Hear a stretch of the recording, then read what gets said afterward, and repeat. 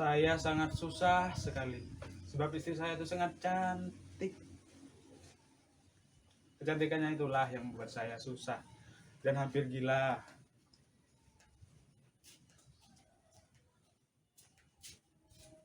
Tuhan sangat jarang menciptakan perempuan secantik itu, sebab perempuan jenis ini hanya menyusahkan dunia. Saya sendiri pun hampir tidak percaya bahwa dia itu istri saya. Dulu, sebelum kami menikah, saat pandangan pertama, berkata saya dalam hati, maulah saya menyobek telinga saya, lalu kujadikan mahar, kuberikan kepadanya, kalau dia mau menjadi istri saya kelak. Tuhan Maha Pemurah. Toh, meskipun telinga saya masih utuh, saya sudah 5 tahun lebih berumah tangga dengan Supraba.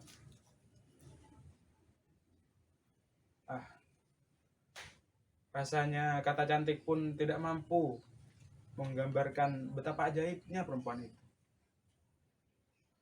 Cobalah, ketika suatu saat anak-anak sekolah berkumpul dan istri saya ada di dalamnya, ada di antara mereka, saya yakin saudara-saudara pasti memilih istri saya. Meskipun saudara tahu dia adalah seorang janda.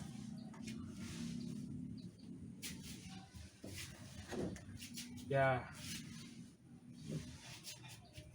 kami bercerai 2 bulan yang lalu. Inilah kebodohan sejati seorang laki-laki. Kalau saja amarah itu tidak datang di kepala, tidak akan ada laki-laki yang mau menceraikan perempuan ajaib itu.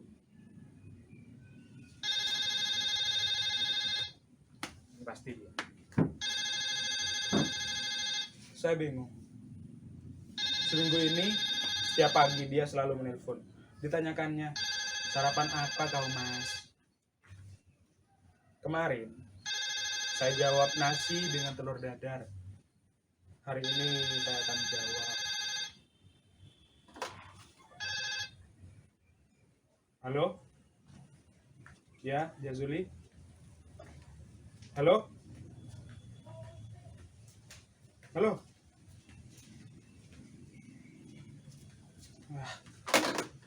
Salah sambung. Penelpon ini tidak tahu perasaan. Jam berapa sekarang? 8.15.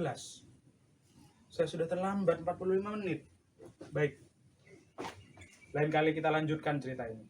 Atau saudara-saudara datanglah ke kantor saya. PT Dwi Warna, Jalan Merdeka. Tanyakan nama saya. Kasir Jazuli. Sampai jumpa.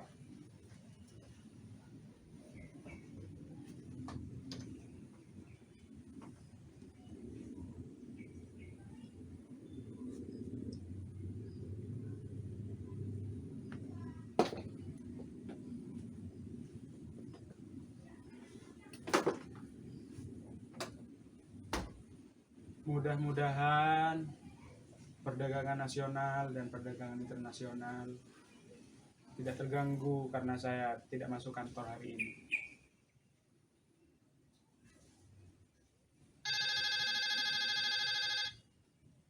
Pasti saya tidak tahu kenapa dia menelpon seminggu ini. Apakah dia mengajak rujuk? Sebenarnya saya pun berharap dia mau kembali dan tidak. Saya laki-laki. Tidak boleh saya menghina diri saya sendiri. Toh, bukan saya yang salah. Dia yang salah. Dia.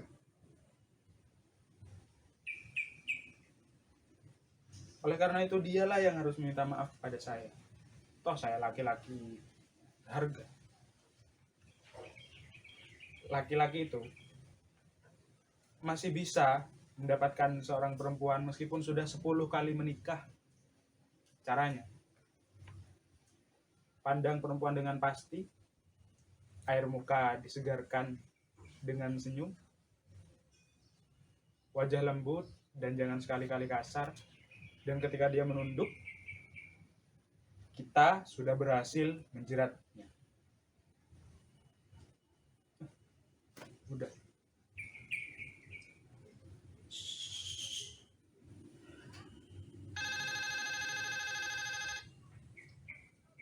Ini apa yang harus saya katakan? Kalau saya maafkan, niscaya percaya pada saya, dia akan semakin kurang ajar. Saudara tahu kenapa hal ini bisa terjadi? Dia telah berhubungan lagi dengan mantannya ketika SMA. Nah, benar, saya memang tidak tahu kejadian yang sebenarnya. Apakah prasangka ini benar atau tidak? Tapi bayangkan betapa besar perasaan saya ketika suatu hari saya pulang dari kantor lebih awal daripada biasanya. Dan apa yang saya dapati? Laki-laki itu duduk di sini dan sedang tertawa-tawa. Dengar, tertawa-tawa. Cemburuku kumat lagi.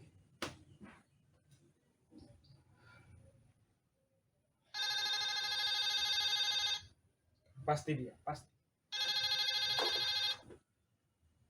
Ya, halo. Jazuli.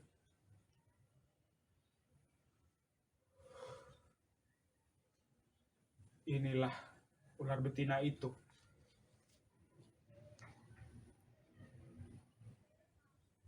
Ada apa?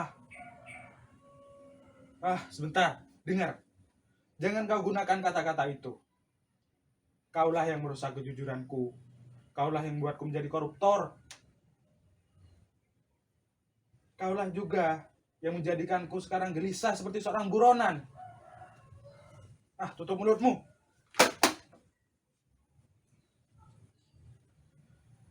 Betapa saya marah. Setelah berpuluh-puluh juta uang kantor, ludes untuk berfoya-foya. Apakah dia berharap saya mengangkut lemari besi itu, lalu kuantarkan ke rumahnya?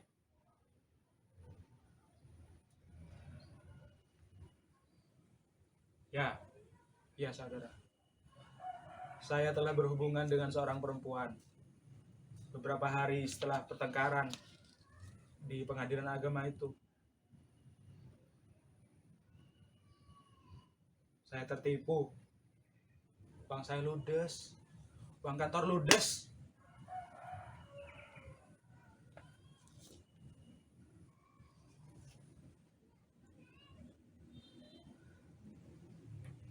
Sudah seminggu ini saya pegang lagi potret itu. Apakah saya harus menjadi penyair untuk menyampaikan sengsara badan dan sengsara hati ini?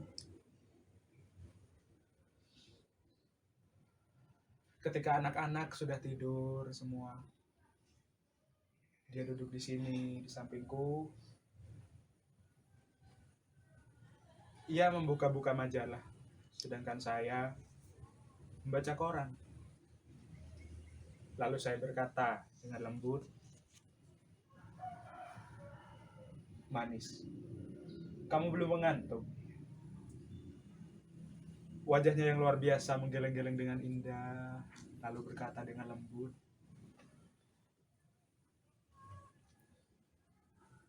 aku hanya menunggu kau, Mas. Aku tersentuh dan aku berkata lagi dengan lembut, aku hanya membaca koran, manis. Lalu dia berkata lagi dengan indahnya, aku hanya menunggu kau membaca koran, Mas. Setelah itu kami tersenyum, seperti merpati jantan dan betina.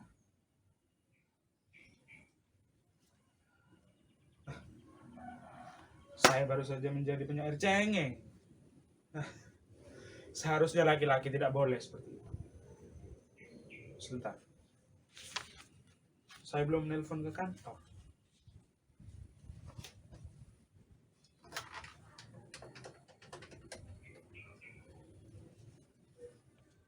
Halo? Ya, saya Jazuli. Saudara Anif? Ya, saya mungkin pilek dan flu. Dan batuk-batuk juga. Ya, saya akan senang sekali kalau saudara mau menyampaikan pamit saya kepada Pak Sukandar. Ya, ya, terima kasih. Apa? Saudara bertemu istri saya di restoran. Hah? Dengan laki-laki lain? Oh, tentu saya tidak boleh marah. Dia kan bukan istri saya lagi. Oh ya, jangan lupa pesan saya pada Pak Sukandar ya. Ya baik, terima kasih.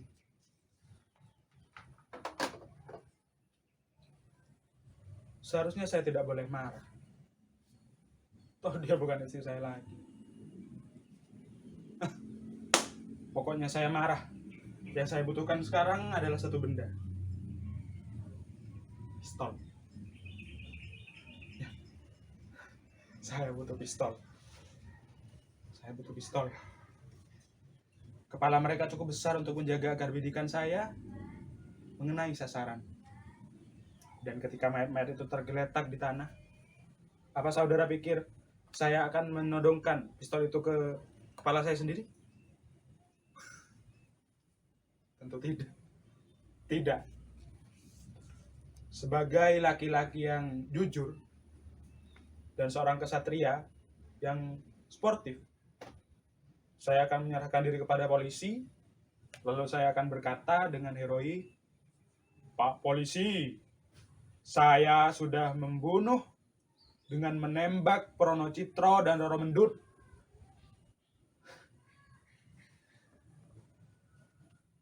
Setelah itu, keesokan harinya, saya akan diperiksa, saya akan diadili kepada hakim, panitera, dan seluruh hadirin di persidangan itu. Saya akan berkata, mereka telah mengganggu ketertiban. Sudah sepantasnya dikirim ke neraka jahanam. Saya pun tahu, hakim itu akan berkata, sambil menjatuhkan palunya, seumur hidup di Nusa Kambangan. Saudara pikir saya akan pingsan setelah mendengar vonis itu? Tidak, tidak akan. Saya akan tetap percaya kepada Tuhan. Tuhan Maha Tahu. Toh saya sudah siap dibawa ke Nusa Kambangan, kapan saja. Di sana saya akan membutuhkan beberapa ring kertas dan juga pena. Saya akan menjadi pengarang. Saya akan menulis kisah hidup saya, lalu saya akan tulis pembunuhan itu yang sebenarnya seperti apa prosesnya, agar dunia dapat membaca. Perempuan-perempuan akan meratap dan mereka akan menyesal telah menghukum orang yang tidak bersalah seperti saya.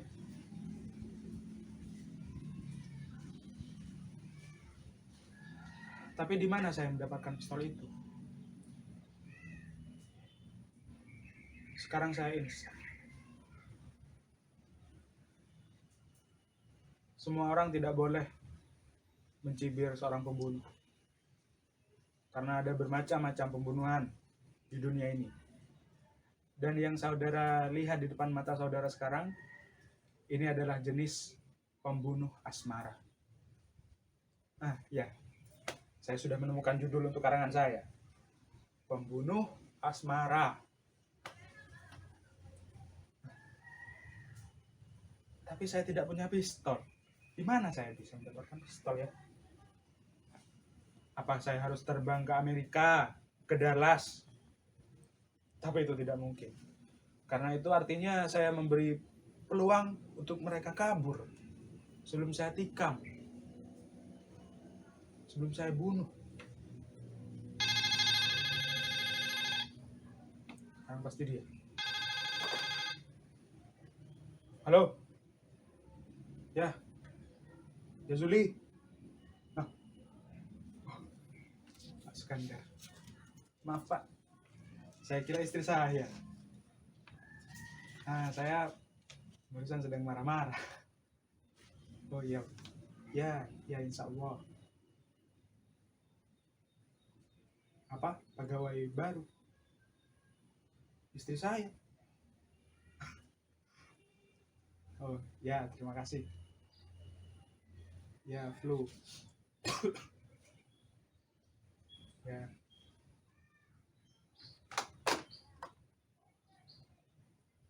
Istri saya pasti sekarang sudah kehabisan uang. Apakah saya harus mengasihaninya? Tidak. Saya harus tetap membunuhnya. Pisau.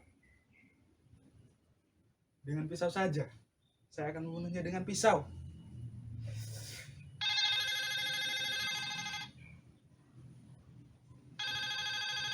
Pasti dia. Halo.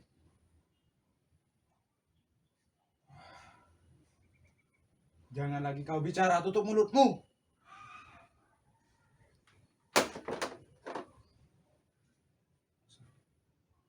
Biadab. Jahanam. Apa saya harus membunuh 3 orang sekaligus? Toh, beginilah kalau pengarang cerita ini bukan seorang pembunuh.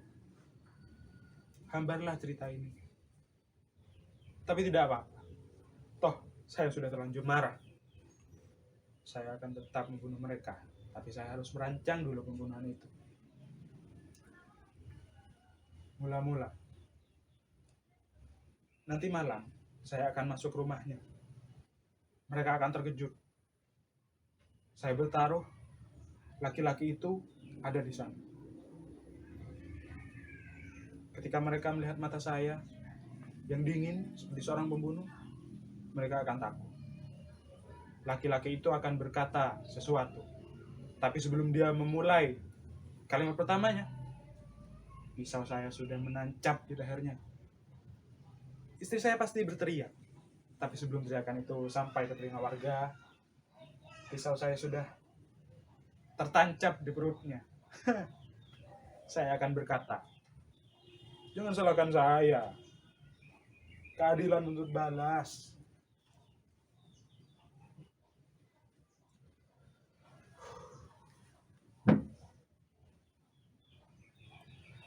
Tapi bagaimana kalau muncul anak-anak saya, Ita dan Imam? Lalu mereka bertanya, Pak, ibu kenapa? Pak, ibu kenapa? Ah, Tuhanku.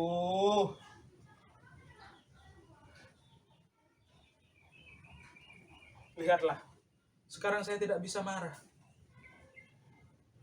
Saya tidak peduli lagi. Laki-laki itu serong atau tidak. Perempuan itu cantik atau tidak. Saya tidak peduli lagi. Yang saya pikirkan sekarang hanya anak saya, Ita dan Imam. Apakah hanya karena cemburu saya harus mengorbankan kembang-kembang yang sedang mekar itu?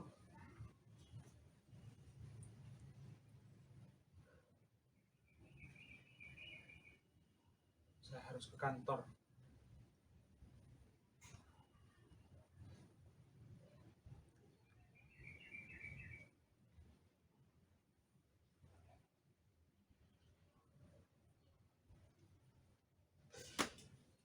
Saya harus ke kantor. Saya akan mengaku pada Pak Sukandar. Saya akan melunasi uang kantor setelah menjual beberapa barang dari rumah ini. Lalu setelah itu saya akan hidup dengan tenang dan tawakal kepada Tuhan. Hari ini hari Jumat. Setelah sembahyang di masjid, saya akan meminta ampun. Saya harus menghadapi ini semua dengan arif.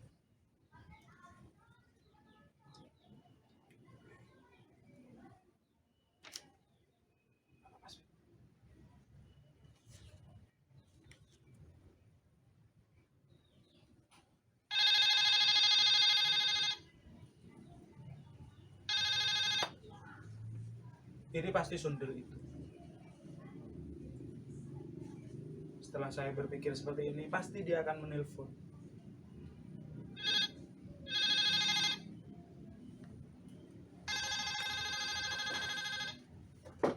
Halo?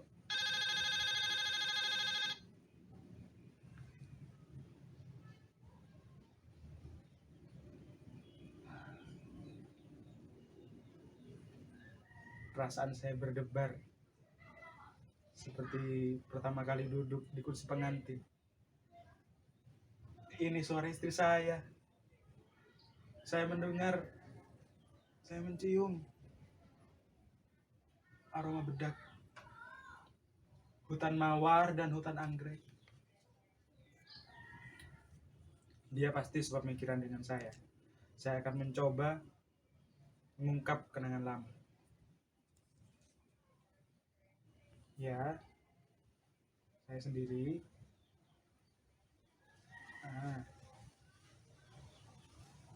Kenapa tidak menelpon tadi? Oh iya, ke kantor bukan?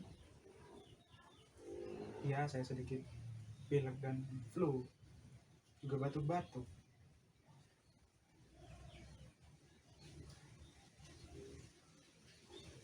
Kau ingat pantai? Pasir, tikar, kulit-kulit kacang? Indah sekali, bukan? Hah? Kau? Segera.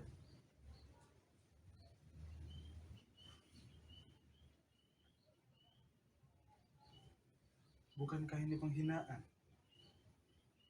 Dia nanti sore meminta saya ke rumahnya untuk melihat apakah laki-laki yang menjadi calon suaminya cocok untuknya atau tidak. Ternyata laki-laki yang waktu itu hanya iseng saja.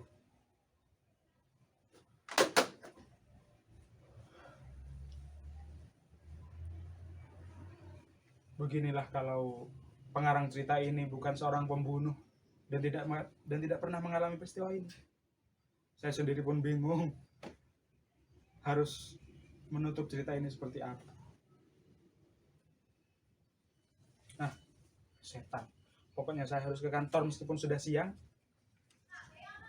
Dari kantor saya akan ke masjid. Dari masjid saya harus langsung ke rumah mertua saya. Akan saya boyong semuanya. Anak-anak itu menunggu saya. Selamat siang.